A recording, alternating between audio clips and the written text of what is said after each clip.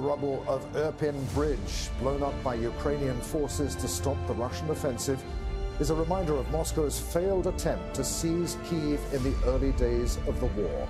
Rebuilding the bridge is part of the massive reconstruction challenges facing Ukraine as the war grinds on. Hello, I'm Adrian Finnegan in Kyiv. And I'm Sahil Rahman in Doha. With both sides taking up entrenched positions, we'll be asking what lies ahead in the conflict and what are the prospects for peace.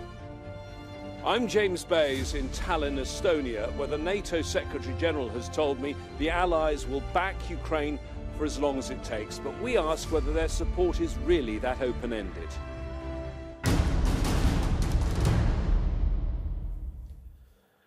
Ukraine has publicly vowed to take all of its territory back, including Crimea. So what are the prospects for peace, and is there any room for mediation? And President Vladimir Putin may have to contend with a stronger and larger NATO. How long is he prepared to continue fighting? We'll explore some of these questions, but first a snapshot of what world leaders are saying about what's next. Western elites intend to transform a local conflict into a phase of global confrontation, and we will respond accordingly, because in this case we are talking about our country's existence. He is not preparing for peace, he is preparing for more war. So we must give Ukraine what they need to prevail. Et nous sommes prêts à un conflit prolongé. We are ready for a prolonged conflict. I do not wish it, but we must collectively be credible in our ability to last in this effort. This unprovoked and criminal Russian war must end with the liberation of Ukrainian land from Russian occupation, and with solid guarantees of long-term security of our country, Europe, and the entire world. Freedom is priceless. It's worth fighting for as long as it takes. And that's how long we're going to be with you, Mr. President. Chinese-Russian relations are solid as a rock. They'll stand the test in a changing international situation. Ukraine says it's going to be the biggest reconstruction since World War II, and Kyiv wants wartime insurance now to speed up a massive effort to restore schools, bridges, buildings, transport and electricity infrastructure. Al Jazeera's Zain Basravi joins me now live from Irpin on the outskirts of Kyiv. Zain, tell us what happened there and how the community is rebuilding.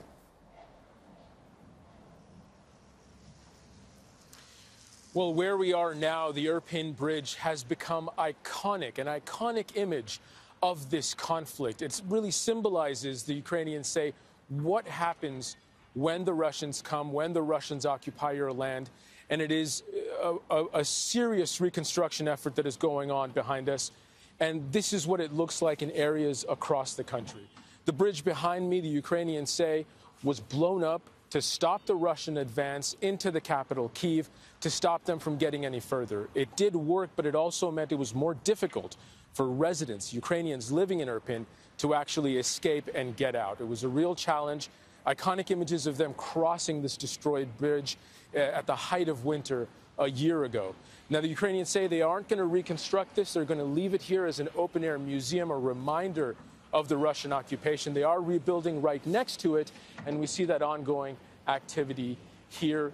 Efforts like this are happening near Kyiv, but there are areas where it is even difficult to assess how bad things are. The IMF in December said the overall reconstruction bill would be around $350 billion, but they said that that was going up every month in the billions of dollars. And that was even added to significantly more with the Russian campaign to hit Ukraine's electricity grid. So the costs continue to go up and up.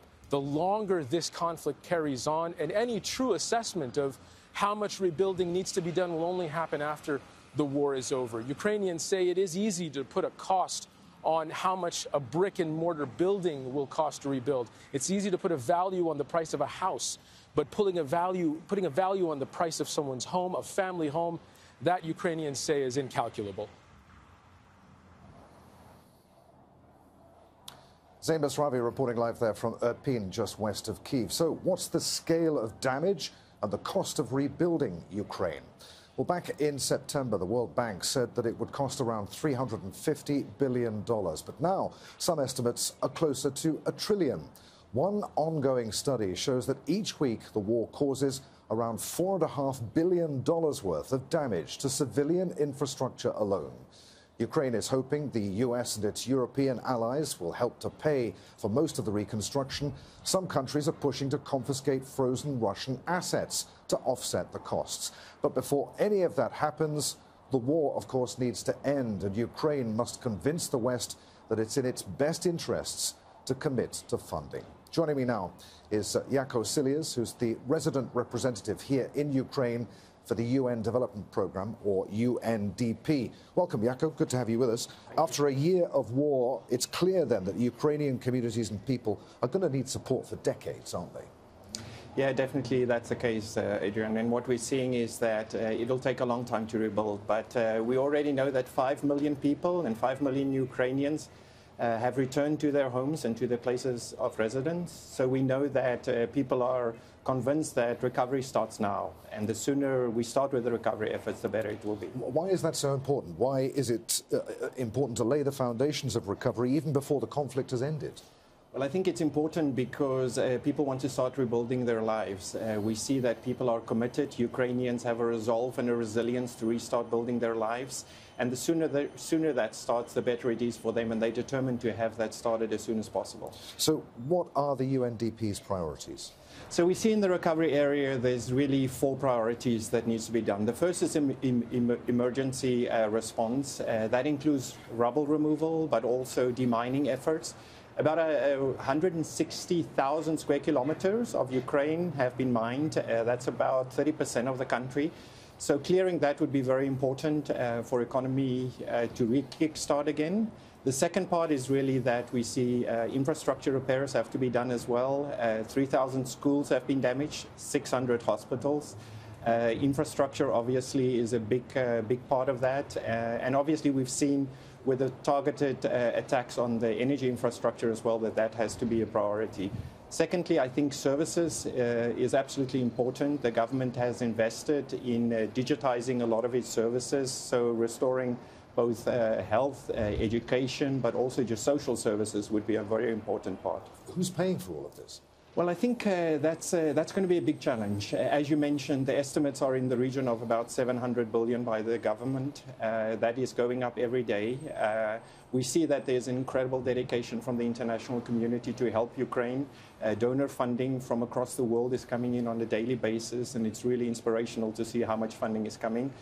Ukrainians will often have to contribute to that as well. I think we're also looking at private sector and businesses to start with contributing to that.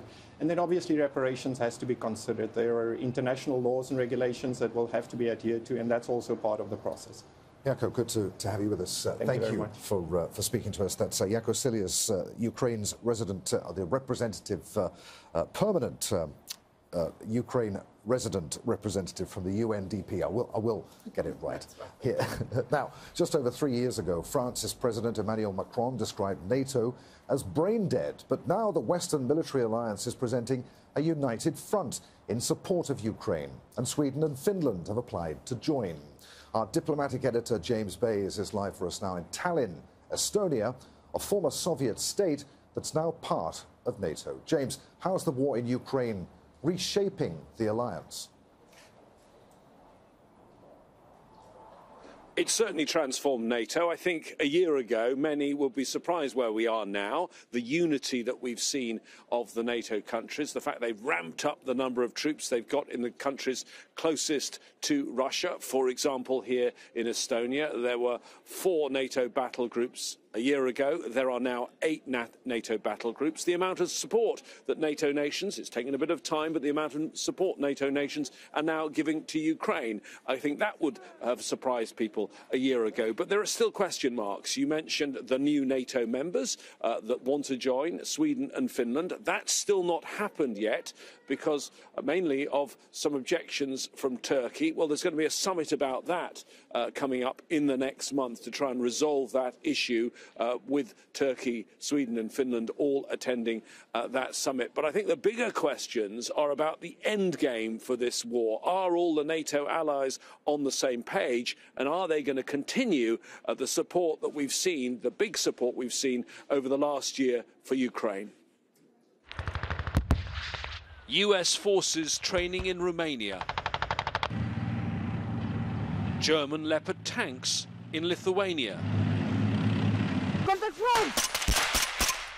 British troops on the ground in Estonia. And Italian jets in the air over Poland. The war in Ukraine has seen a ramping up of NATO forces on the alliance's eastern flank. In fact, the number of troops deployed in NATO countries that are closest to Russia has doubled in 1 year.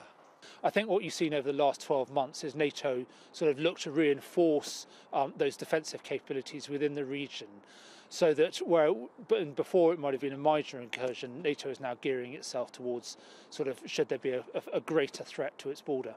How long does it take to fight? Over the past year, the 30 NATO nations have also been funding and supplying Ukraine's war effort, at first giving training and lighter weapons, then artillery and more sophisticated systems, and now tanks. A former long-term NATO official, who was the alliance's spokesperson during the Kosovo war, says it's put the whole system under strain.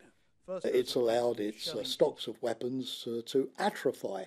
Very few allies meet the NATO target of keeping a 30-day supply of ammunition. And just after 1 year of supplying Ukraine, which has really only been intense in the last couple of months, 20 out of the 30 allies are reporting that they've run out of stocks entirely. We will stand by Ukraine for as long as it takes. While the NATO Secretary-General has told me the Allies' support for Ukraine has no time limits, one expert cautions that will, in reality, depend on the alliance's biggest power, which as ever ultimately calls the shots. What happens if the November 2024 presidential elections produce a different result? What happens then to European policy if a renewal of the Trump presidency or a Trumpian presidency takes American policy in a very different direction? Does Europe have both the political and the economic and the military wherewithal to carry on with the policy which it has so far been supporting? In some ways, recent events have seen NATO returning to its origins. Next year is NATO's 75th anniversary. Its original role to counter the threat from what was then called the Soviet Union. In recent years, it's been involved in the Balkans and Afghanistan, but since 2014, and particularly last year, it's clear it's returning to its original task. What's worrying is that this time it's not a Cold War, but a hot one between Russia and Ukraine. NATO's only in a supporting role, at least for now. James Bays, Al Jazeera, Tallinn. The European Union has sent billions of dollars of aid and weapons to Ukraine, and the accession process for Kyiv to join the bloc has started. But it's not been offered a clear timeline. Step Varsen reports now from Brussels. Anna Fratsivir is getting ready for the moment Ukraine's European dream will become a reality. As a trainee at the European Parliament, the 20-year-old Ukrainian student is learning about the do's and don'ts in Brussels. For me, Europe is about true democracy, it's about being free, it's about free speech, obviously. It's about knowing that any dispute that arises here can be resolved in a peaceful way without going into war like we have today. Volodymyr Zelensky. Earlier this month, she saw her president making an emotional appeal to speed up Ukraine's accession to the European Union. He urged politicians to start negotiations before the end of the year. Ukrainian politicians can't wait to become part of the decision-making process here at the heart of European democracy. But while the war has given the country a head start in the long and complicated process to become an EU member, Ukraine has still a lot of homework to do. Transparency International's corruption index shows the country is among the most corrupt in Europe, although there has been a small improvement in the past years. I think it's very difficult to tackle corruption effectively during a war, and it's clear that the top priority for the Ukrainians is to free their country from the Russian invaders. But it's also critical that they focus on corruption, not just because fighting corruption will make it easier to win the war, but also because fighting corruption will be essential to the rebuilding of the country after the war. To show Ukraine is serious, President Volodymyr Zelensky fired officials accused of corruption before a recent visit by EU leaders to Kyiv. But corruption is only one problem the country needs to tackle to become an EU member, on a list of 35, from abiding by human rights to standardization of electric sockets. The progress is already the fact that Ukraine has not stopped functioning as a country. The state administration is working, the state services are working, the bureaucracy, the state bureaucracy, which is very important for not only running the state but also prepare the necessary legislation. Anna hopes her country will arise cleaner and more democratic after the war, and she'll have a career in Brussels as one of Ukraine's future politicians. Step Vassen, Al Jazeera, Brussels. Ukraine has reacted cautiously to a Chinese plan calling for a political settlement. For the details, let's go back to Sahil Rahman in Doha. Yes, thanks, Adrian. Now, the West has responded with scepticism to China's plan. They say it does not mention the withdrawal of Russian troops from Ukraine. In the 12-point plan, Beijing calls for an end to Western sanctions on Russia and urges Moscow and Kyiv to hold peace talks. It proposes the establishment of a humanitarian corridor for civilians and steps to ensure grain can be safely exported from Ukraine. It also warns against the use of nuclear weapons in the conflict, as well as attacks on nuclear power plants. Russia has welcomed China's plan. Osama bin Javid is live for us now in Moscow and joins me. Obviously, China's proposals do consist of this 12-point plan. Russia is lauding it, but what else is Moscow saying about its implementation or its thoughts about what China has to say? Well, we've heard from the Russian Foreign Ministry welcoming the plan, saying that they are on the same page, saying that China needs to be in the middle to try and come to some sort of a resolution. We've heard diplomatic pushes before. There was a Turkey agenda, and now that effectively the Minsk agreement about Ukraine and Russian involvement is effectively dead. Chinese plan seems to be the only option on the table to try and move the warring sides away from the battlefield to a table. Russia's perspective has been clear that it does welcome any sort of plans to move away from hostilities, but it does not see that it is going to stop before a battlefield victory, a victory which is acceptable for Russia, a victory where it says not only for its security reasons, but also for the Russian-speaking people who are on the border in Russian-controlled territories as well. So we've now seen cautious optimism from Moscow. It's been welcomed by Poland, it's been welcomed by President Zelensky, and it appears that right now the only option available to all sides is this proposed Chinese plan.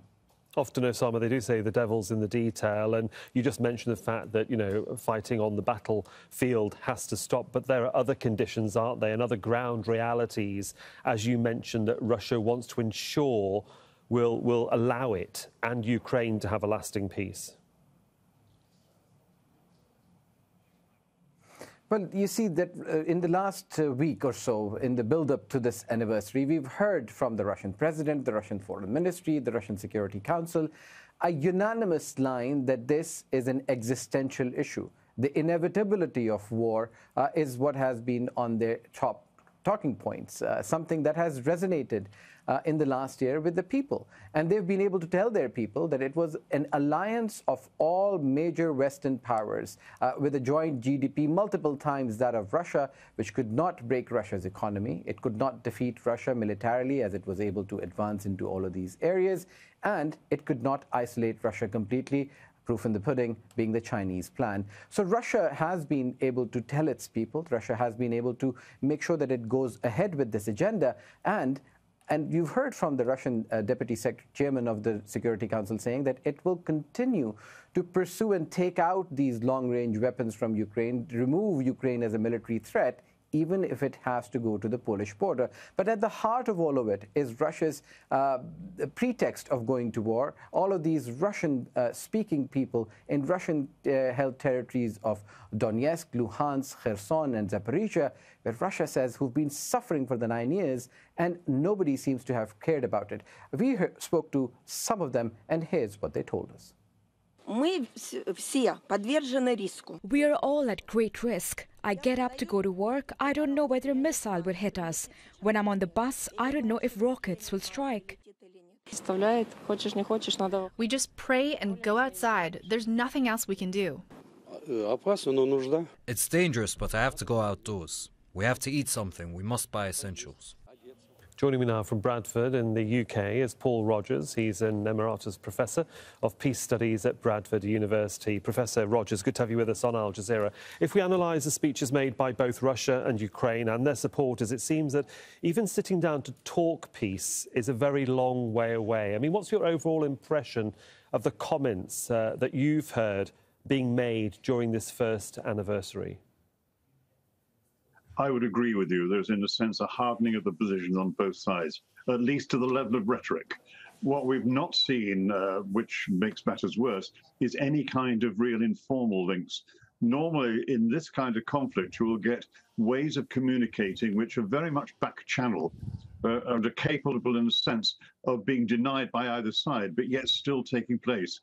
From what I hear, there's virtually nothing of that going on at the present time. Part of the issue, I think, is this is a very unusual war. I mean, a terrible war, huge human costs. But in one sense, we're in this extraordinary position where neither side can win, but neither side can lose. What I mean by that is that if Ukraine was really under very heavy pressure from Russia, which it isn't hugely at the moment, but if it was, then it would get almost unlimited direct support from NATO, which has so much invested in this war now that it could not allow the Russians to come out of it on top. So to an extent, this is quite a serious proxy war. But the other side of the coin is if, and frankly, I think more likely, Ukraine, with all the NATO support, was really to push Russian troops back and starting basically getting them back across the border, then the risk is, as we know, that Putin would threaten to escalate the war, possible to threats of chemical or more likely tactical nuclear weapons. So you could say bluntly that this is a conflict which is, to an extent which one can possibly analyze, has to be settled by negotiations at some point. The one sign which I think is interesting, there's been some reports from really senior American and military and some very influential think tanks. I'm thinking of the RAND Corporation in particular, but particularly the chair of the Joint Chiefs of Staff, the top soldier, General Mark Milley, basically has said that in his view, while Russia can't be evicted from the whole of Ukraine, at some stage there's going to have to be negotiations. Okay. Now, that is not the view of much of the American foreign policy establishment, but if it's coming from a person like that, then it's an indication of maybe the first sign of progress. It's good to get a sum up of exactly what we may be expecting in the coming months. Professor Rogers, thanks for joining us from the University of Bradford. Thank you. Well, over to Adrian Finnegan in Kyiv now, who's been talking to a group of students. You know, so for young people, this war has been particularly traumatic. It's interrupted everything from social life, family life, to education. But they're fully aware that the future of their country lies in their hands. I sat down with 3 students at Kyiv School of Economics who told me about their hopes and fears. When it was just started, I remember that we all were scared, terrified. We had to go to bomb shelters. Basically, this period of 1 week or 2 weeks, there was nothing to think only about of it. We really, unfortunately, got used to it because air alarm was just like every 30 minutes in the first days of war, in the first week. So we didn't know where they are flying and so on. So we went to the bomb shelters.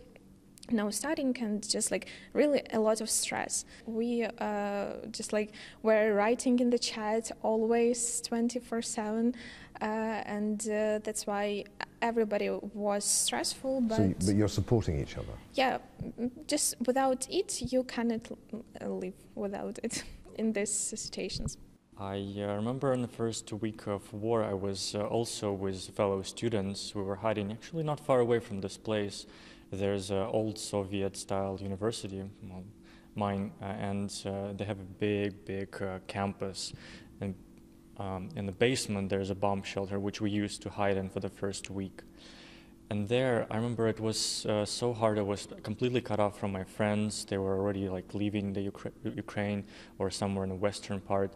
My family was in the Poltava region also, and Kyiv was slowly being encircled from what we heard from the news.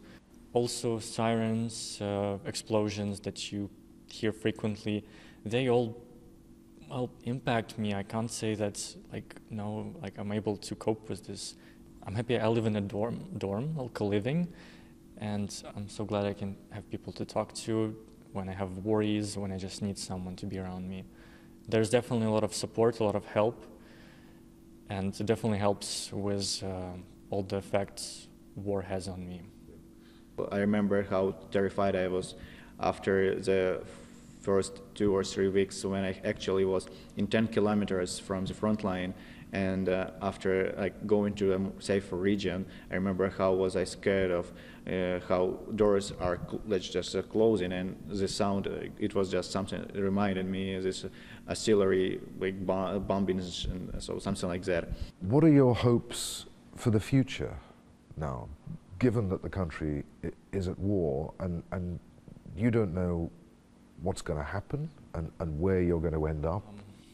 I would not say that I was grown-up man before the war started. I was still not sure about life. Maybe we'll be drafted and we'll have to fight.